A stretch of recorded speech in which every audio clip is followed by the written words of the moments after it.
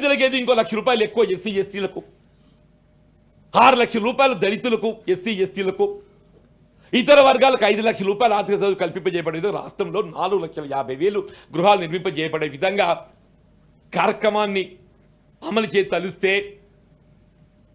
దయచేసి ఏదైతుందో వాస్తవాలు గ్రహిద్దామని చెప్పండి. వాస్తవాలు గ్రహిద్దామని చెప్పంటున్నా.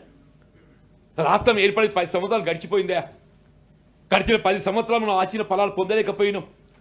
తెలంగాణ రాష్ట్రం కొరకు ఉద్యమించిన విద్యార్థులు, నిరుద్యోగ యువత వాళ్ళ ఆత్మత్యాగాల బలిదానాలు ఏదైతుందో ఆశించిన ఫలాలు పొందలేదు. ఇప్పుడైనా మనకు ఆ ఫలాలు పొందే అవకాశం వచ్చింది. ఆ ఫలాలు పొందే ప్రయత్నం చేద్దామని చెప్పంటున్నాను నేను. దయచేసి దానికి తోడ్పడండి. ఇవాళ మీరు ఏదైతుందో కేవలం విమర్శగా పరిమితం కాకండి. మాకు స్థలాలు సూచనలు ఇవ్వండి, తప్పకుండా స్వీకరిస్తుంది ఈ ప్రభుత్వం, తప్పకుండా స్వీకరిస్తుంది. డెమోక్రటిక్ గవర్నమెంట్ కాబట్టి ఎవరు స్థలాలు సూచనలు స్వీకరిస్తుంది.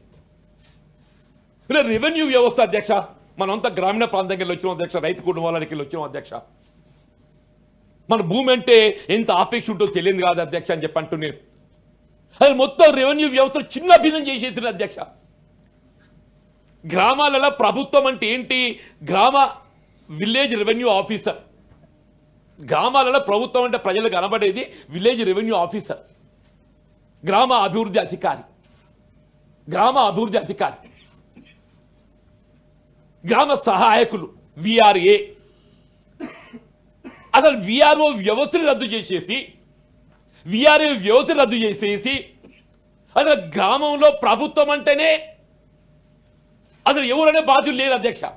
ఇప్పుడు ఒక ప్రకృతి వైపరీత్యం సంభవిస్తుంది అధ్యక్ష.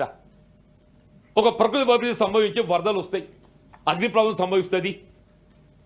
మరి ఆ గ్రామంకి వెళ్ళి ఏది ఇస్తుందో, సహాయక చర్యల నిమిత్తం ఏది ఇస్తుందో సంబంధిత తహసీల్దార్కే కానీ రెవెన్యూ అధికారులు నివేదించడానికి మన ప్రభుత్వం వైపుకి వెళ్ళి అక్కడ బాధ్యత ఉండాలని ఉండద్దు అధ్యక్ష. ఉన్న వ్యవస్థ రద్దు చేయడం ఇప్పుడు ఏమైపోయింది? గ్రామాలన్నీ నాథులు లేకుండా అయిపోయింది అధ్యక్ష, విఆర్ఏ లేకుండా. మరి మీకు ఎందుకు విఆర్ఓ వ్యవస్థ మీద, విఆర్ఏ వ్యవస్థ మీద కోపం తెలియదు కానీ మొత్తం విఆర్ఓ వ్యవస్థ రద్దు చేసి గ్రామాలన్నిటి అనాథలు చేసింది అధ్యక్ష, అనాథలు చేసింది. ఇంకోటి ధరణి పోర్టల్ని పట్టుకొచ్చిన, ధరణి పోర్టల్ ఇంతవరకు ఎవరికి అర్థమైంది అధ్యక్ష. దాన్ని ఇవాళ రెక్టిఫై చేయాలని చెప్పారంటే కూడా మరి పోతూ 6 మాసాలు గడిచి అసలు ఎటు నిర్ణయం తీసుకోలేకపోతుంది. అంటే అన్ని లోపాలు ఉన్నాయి అధ్యక్ష, అందులో అన్ని లోపాలు ఉన్నాయి అధ్యక్ష అని చెప్పి అంటున్నా.